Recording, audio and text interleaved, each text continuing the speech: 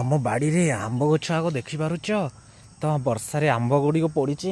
ଚାଲୁନ ଆମ୍ବ ଗୋଟେଇବା। ବାବରେ ଆମ୍ବ ଏତେ ଗୁଡ଼ିଆ ପଡ଼ିଛି, ଚାଲ ବକେଟରେ ରଖିବା। ବାବରେ ମୁଁ ଗୋଟେ ପୁରା ହାଲିଆ ହେଇଗଲି। ଆସ ଟିକେ ଗୋଟେଇ ଦେବ। ଆମ୍ବ ପୁରା ବକେଟରେ ପୁରା ଫୁଲ ଦେଖିପାରୁଛ। ଆମ୍ବ ତାକୁ ଧୋଇବା, କାଟିବା, ଖାଇବା। ଦେଖିପାରୁଛ କେତେ ଗୁଡ଼ିଏ ଗଛ, ଆମ୍ବ ଗଛ କେତେ ସୁନ୍ଦର ହେଇଛି। ଆମ୍ବ ବର୍ଷାରେ ପୁରା ଭିଜି ଯାଇଛି। ଆମ୍ବ ଗୁଡ଼ିକ କେତେ ତଳେ ଅଛି। ବାପରେ କେତେ ସୁନ୍ଦର ଲାଗୁଛି ଆମ୍ବ।